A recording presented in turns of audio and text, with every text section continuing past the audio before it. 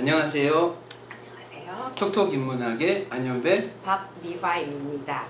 네, 저희들이 지금 그리스 신화와 또 거기에 연관된 작품들을 소개를 해드리면서 조금 더 쉽게, 그러니까 되게 어떻게 보면 어려운 약간 진입 장벽이 있는, 왜냐하면은 다들 필요하다고 얘기는 하는데 이름 외우기 힘들고 어느 정도 이게 책이 끝나지가 않으니까 힘든 내용이긴 했었는데요. 저희들이 생각했던 방식은 이제 유명한 작품을 통해서 그 작품이 조금 기억의 보조장치 같은 역할을 해서 그리스 신화의 에피소드 정도, 되게 진짜 재밌고 자주 인용이 되는 에피소드 같은 것들을 또 부담이 안 되게 기억하고 즐기실 수 있도록 해드렸으면 좋겠다, 이제 이거였었거든요. 그래서 오늘은 저희들이 준비한 것이 드디어 일리아드입니다. 원래 호머라는 시인이 썼던 서사시를 얘기하는 건데요. 그렇죠? 호메로스, 네, 호메로스, 호머. 일리아드뿐 아니라 일리아드 오디세이라는 요 두 가지 서사시가 있는데, 되게 유명한 트로이 전쟁을 주제로 해서 하고 있습니다. 뭐 여러분들이 트로이 전쟁 하면은 그게 우리나라 역사도 아닌데도 정확하게 거의 다 알고 계시는데, 10년 동안 싸웠고 그리스 총연합군이 공격을 했고, 그리고 마침내 트로이 목마 사건이 있었고, 그러고 나서 뭐 거기에 연관되어 있는 많은 에피소드들이 생겨났던, 뭐 참전했던 장수 중에서 아킬레우스라든가 뭐 파리스라든가 이런 왕자와 또 영웅, 히어로 뭐 이런 인물들이 등장을 해서 뭐 게임에서부터 소설, 영화, 뭐 그 외에도 미술 작품, 조각 많은 부분에 다뤄지기 때문에 어찌 보면은 그리스 신화가 사람들한테 혁혁한 뭐 공을 세웠던, 알려지는데 그랬던 거라고 할 수가 있을 것 같아요.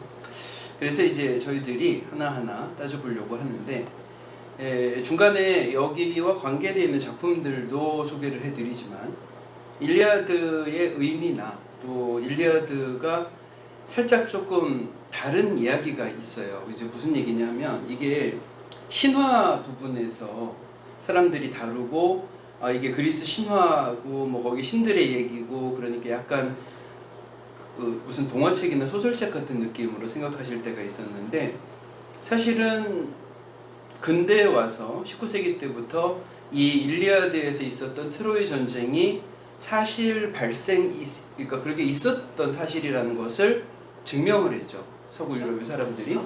네, 그래서 그 부분 때문에 어찌 보면은 신화가 역사로 바뀌는 순간이라고 할 수가 있어요. 그래서 이거를 신화의 마지막이라고 놓고 보는 사람도 있는데, 저희들이 앞으로도 뭐 신화를 계속해서 다룰 테니까 이게 마지막으로 마무리식으로 들어온 것은 아니지만, 워낙에 일리아드 오디세이를 한 번쯤은 좀 이해했으면 좋겠다, 처음부터 끝까지 이게 무슨 스토리인지 알았으면 좋겠다 하시는 분들을 위해서 오늘 예술작품을 통해서 여러분들한테 소개를 해드릴까 합니다.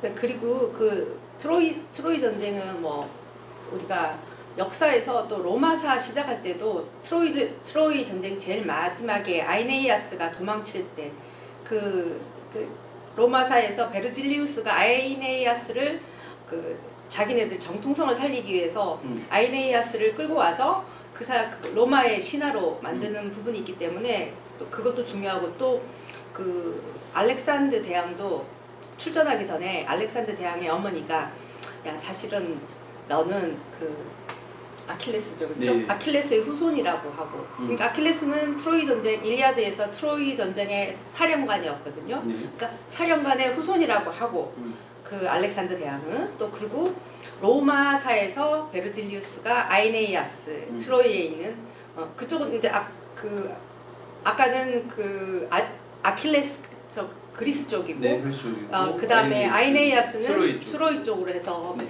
그렇게 해서 자기네들 신화를 였고, 그 이후에 또 뭐 단테고 이렇게 계속 연결이 되니까 정말 끊을래야 끊을 수 없는 그 트로이 전쟁, 일리아드. 네. 그리고 그 위에 신화 발단 그 과정도 뭐 제우스가 자기가 결혼하기 싫어서 테티우스 연결시켜주고 이런, 그러니까 이 일리아드 트로이 전쟁에 왜 트로이 전쟁이 일어났는지 알고, 트로이 전쟁이 어떻게 연결됐는지만 알면은 서양의 그 고전사의 뭐 거의 대부분을 이렇게 쭉쭉 풀어 나갈 수 있기 때문에 사실 우리가 피할 수가 없어요.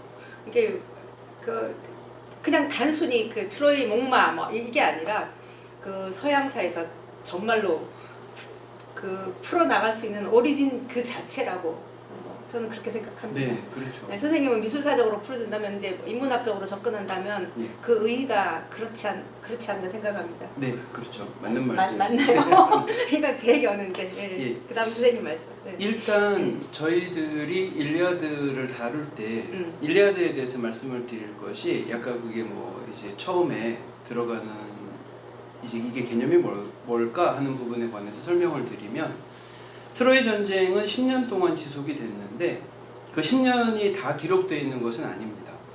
최후의 그렇죠? 1년 그리고 그 중에서도 몇 개월 또 그 중에서도 이 중간에 텀이 좀 있어요. 약간 모든 게 정지가 되는 타임. 그래서 실제로 따지게 되면은 뭐 보름 남짓 정도밖에 안 되는 이야기들이 임팩트하게 나오는데요. 어떤 이야기냐 하면 원래 그리스 연합군의 총사령관은 아가멤논이라는 사람이었었어요. 그런데 그 아가멤논과 함께 저희들이 알고 있는 뭐 메넬라우스나 아니면 오디세우스나 여러 장군들이 그리스 각 도시에서 선발이 돼서 이 전쟁에 참가를 했었는데 이 전쟁에 갈 때부터 그리스 최고의 용사인 아킬레우스가 없으면 이 전쟁을 승리로 이끌 수 없다고 해서 아킬레우스를 데리고 갔음에도 불구하고 10년이 걸렸거든요. 근데 그렇게 오랫동안 서로 싸우다가 이 아킬레우스하고 아가멤논이 갈등을 하게 되면서 아킬레우스가 나는 전쟁 안 하겠다고 빠지고 나서 이 아킬레우스가 자존심 때문에 다시 돌아가지도 못하고 그렇다고 또 계속해서 또 밖에 나와 있자니 마음이 안 좋고 하는 거기서 출발을 해서요. 그렇죠. 이 아킬레우스의 친구의 죽음 그리고 아킬레우스가 다시 마음을 바꿔서 전쟁에 참가 그리고 트로이의 최고 가는 장수였던 헥토르를 이제 전쟁에서 이기고 그 다음에 본인도 살해를 당하고 그러면서 막판으로 치닫는 요 마지막 순간을 담고 있습니다. 그래서 이런 부분이 앞부분에 9년간의 시간이 빠져 있긴 하지만 사람들한테 호메로스는 트로이 전쟁의 기원하고 그때까지 오게 돼 있는 경과들을 쭉 얘기를 해주게 되거든요. 저희들도 이제 그런 순서대로 할 건데 그 전에 잠깐 이런 생각을 할 필요가 있어요. 가끔씩 역사 공부를 할 때 제가 들었던 생각인데 이게 이집트가 있고 그리스가 있고 또 로마 나오고 뭐 나오고 이렇게 문명들이 쭉 이어졌을 때 우리들 시점에서는 전부 다 옛날 거다 보니까 얘기들이 다 이렇게 비슷비슷한 무게처럼 생각이 들 때가 있거든요. 그런데 이게 엄연히 순서가 있고 그리고 지금은 다 중요한 것처럼 그리스 중요하고 그리스 신화 필독서처럼 읽어야 되고 이런 얘기를 하지만 이게 그렇게 재발견이 된 게 많이 오래된 얘기는 아니에요. 실은 미술사 측면에서 아니면 인문학적인 측면에서 독일 학자였었던 빈켈만하고 네. 그 빈켈만이 처음에 미술사라는 과목을 정립을 했고 로마가 모든 기원처럼 다뤄지던 그 당시 풍토에서 살짝 벗어나서 사실은 그리스가 유럽의 기초를 쌓았던 곳이다 라고 얘기를 해줬고 네. 그리고 빈켈만이 계속해서 일리아드 오디세이를 중요한 책이라고 다루게 만들어줬고요. 네.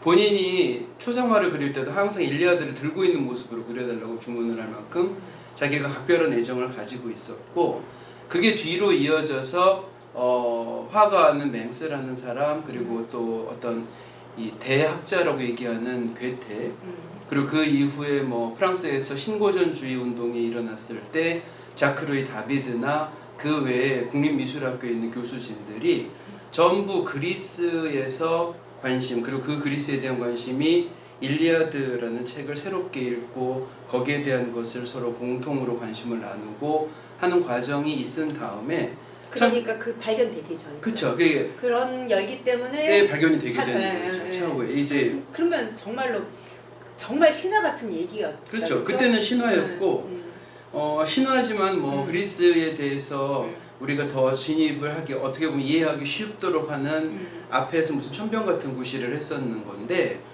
이게 독일 그 어느 목사의 아들이었던 네. 슐리만이라는 사람한테 가서 모든 게 다 바뀌게 되죠. 이게. 이 이름은 참 유명하죠. 그렇죠? 네, 하인리 슐리만이라는 아버지도 알고 보면 별로 목사셨어요. 안 좋은 사람이세요. 보니까 저도 맞아요. 엄청 대단한 또 털어보니까 먼지가 너무 많이 나는 사람이 네, 먼지가 너무 나요. 이게 매번 저희들이 똑같은 거에 직면을 하는 게 딱 고고 아파트인 것 같아요. 네, 고고 아파트는 네, 감사는 한데 털고 보면 먼지가 그쵸. 너무 많아요. 맞아요. 그러니까 처음에 시작했던 사람의 어설픔으로 입었던 피해가 분명히 존재를 하니까 나중에는 비판적인 시각이 나오는데 약간 너그럽게 보자면 그 사람이 안 했으면 아무도 안 했을 상황이기 그렇죠. 때문에 또 이게 좀 네. 어쩔 수 없나 그런 생각이 드는. 그 시대의 관점에서는 또 네. 지금 이 시대의 관점에서 보면 그렇지만 그 시대에서는 또 왜 이런 얘기를 하는지는 네. 이제 좀 이따 네. 자세히 설명드리겠습니다. 네. 하인리 슐리만이라는 사람은 19세기 이제 초반에 독일에서 태어난 사람이었었는데 아버지가 목사셨대요. 근데 본인이 이 아버지가 사기죄로 이제 가정을 가정을 돌보지를 못하고 다른 데로 쫓겨가고 나서 자기가 일찍 장사를 하기 위해서 뭔가 장사를 배우고 하겠다고 하다가 미국에 가서 그 당시 이제 신대륙의 미국에 가서 사기꾼들은 미국 가야죠. 아직은 슐리만이 사기꾼은 아닙니다. 근데 네. 하인리 슐리만이 그때 미국으로 가려고 배를 탔었는데 네. 얼마 가지도 못하고 배가 난파를 해서 암스테르담에 도착을 했어요. 그래서 암스테르담에서 자기 어머니가 아는 지인이 있어서 거기에서 장사를 어렸을 때 그때 10대였거든요. 제대로 무역하는 곳에 예, 갔네요. 배우고 거기에서 이제 네덜란드에서 어느 정도 자기가 경력을 쌓은 다음에 러시아 지사로 파견이 돼서 갔었는데 거기에서 이제 네덜란드나 러시아 안 그러면 독일 하는 그 나라 대 나라 간의 무역에 대해서 좀 더 잔뼈가 굵고 시각이 좀 특별해졌다고 얘기를 해요. 근데 슐리만이 이게 장사를 잘했고 돈도 잘 버는 사람이었었다는 거 이전에 네. 어렸을 때 아버지가 읽어줬던 일리아드 오디세이를 계속 정말 꿈속에서 계속 들으면서 사실 뭐 아기들 자기 전에 부모가 와서 책 읽어주고 하는 게 있잖아요. 그래서 그때부터 계속 그 얘기에 너무 빠져 있었는데 많은 사람들이 이야기하는 게 7살 때 이게 사실인 것을 자기가 밝히겠다고 아주 7살 다운 꿈을 얘기를 했는데 그 꿈을 죽을 때까지 포기하지 않고 있다가 드디어 꿈을 현실로 바꿔놓았던 사건이니까요. 전 유럽의 모든 사람이 이건 그냥 신화고 그리고 신들의 이야기니까 가상의 스토리지 이게 사실일 리가 없다고 생각하는데 혼자서만 이게 사실이고 난 그걸 증명을 해내고 싶다. 지금 질문 하나 있어요. 네. 그러면 이게 이 사람이 슐레이만이 네. 독일 사람이잖아요. 그럼 터키가 만약에 슐레이만이 독일이 아니면 네. 불리했어요? 독일이라 더 유리한 것도 있어요? 당시의 터키는요. 네. 물론 독일하고 되게 가까웠어요. 1차 세계대전까지 자기들이 동맹관계를 유지할 만큼 가까웠는데 영국, 프랑스, 러시아 할 것 없이 전부 터키에 들어가 있었거든요. 상인들은. 그러니까 그렇게 크게 방해가 되진 않았을 그냥 것 유럽이라? 같습니다. 네. 오케이. 당시 유럽에서 좀 힘께는 쓴다는 국가들은 전부 터키에서 이권 다툼으로 전부 들어가 있어 무역을 할 때였었거든요. 하여튼 그렇게 터키까지 이제 물고 들어가서 자기가 터키 지역이 틀림없다고 생각을 했고요. 네. 그리고 나서 되게 이제 재밌는 방법이긴 한데 네. 언어를 할 줄 아는 게 굉장히 많았었거든요. 슐리만은 언어가 다방면에 라틴어, 독일어, 불어, 그리스어, 프랑스어, 네. 그리고 러시아어, 그리고 네덜란드어, 영어 뭐 이렇게. 그래가지고 그 하버드에도 그런 게 있어요. 슐리만식 언어 교수법 그런 게 있습니다. 그 정도예요? 네. 나중에 미국 가요? 예, 아니요. 미국을 간 것은 아닌데 거기서 너무 신기하니까 연구를 해봤던 것 같아요. 근데 그래서 제가 슐리만이 익숙한가 보다. 제가 언어학을 그쵸. 했거든요. 예. 그땐 연결이 안 됐는데 그래서 제가 왜 이 사람이 더 익숙한가요? 그럴 수도 있겠네요. 그게 이 사람이 처음에 읽었던 독일어판 그 일리아드를 나중에 그리스판으로 언어를 제대로 배우기도 전에 외웠다는 거예요. 천재네. 예, 그래서 외우고 두 가지 언어에서 같은 줄에 나오는 게 뭔지를 해서 그 그걸 통섭이라고 하기까지 좀 거창하긴 하지만 통섭 맞죠? 예, 여러 언어를 똑같은 열에다가 머릿속에도 펼쳐놓고 이건 이 단어고 이 단어고 똑같은 얘기구나 하면서 다른 언어를 쉽게 접근을 했었다는 완전히 얘기죠. 파악을 했겠다고. 네. 그래서 그 속에 고대 그리스어에 나오는 지명들을 독일어에 있었던 대목에서 이 지명은 예전에 고대 그리스에서 그 뭐였는데 1대1 대응이 예. 정확했겠다. 그렇죠, 정확하니까요. 대응이. 그래서 지금의 이제 터키 땅에 어디쯤이겠다 해서 찾아내는 거예요. 그 일리아드 자체에 어디 강이 있고 어디 언덕이 있고 전쟁터가 어디고 이런 얘기가 있으니까 그 얘기들을 끌고 가서 예전 고전의 지명들이 어딘지를 찾아내서 이게 여기겠구나 하는 식으로 접근을 했었다는 거죠. 그 언어를 정확히 모르면 아마 그리스 쪽 가서 뒤져봤을 건데 저 이 사람은 정말 정확하게 그 1대1 대응해서 그렇죠. 그런 것도 있는 것 같고요. 제대로 잘 뒤졌네요. 그리고 준비를 굉장히 철저하게 했어요. 인생 전체에 놓고 볼 때 준비를 굉장히 철저하게 했는데 66년도 그러니까 나이가 44살인데 그때 파리에서 소르본에 입학을 합니다.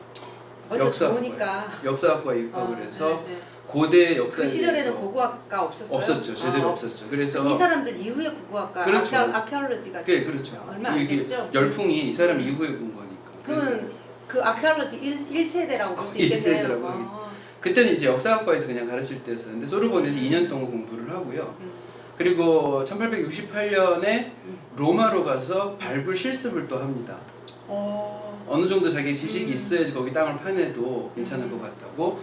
그리고 참 이거는 진위 여부에 대해서 좀 생각을 해봐야 되긴 하지만 부인하고 이혼을 하고요. 새로 이제 재혼을 하는데 엄청 나이 차이 많이 나는 여자. 나이 차이가 엄청 많이 나는 여자분과 재혼을 하는데 그분하고 재혼을 했던 이유가 언어 고대 그리스어 전공자였었다는 거예요. 소피아. 남자들은 일이 먼저니까. 네. 여자보다 일이 먼저니까. 믿어지는 걸로. 그래서 그 새로운 부인이 자기 조력자가 될 수 있도록 준비를 하고 그리고 나서 이제 떠나죠. 원주민 알아듣기만 해도 어디에요? 고갱처럼. 네. 그렇죠. 웃으면 안 돼. 하여튼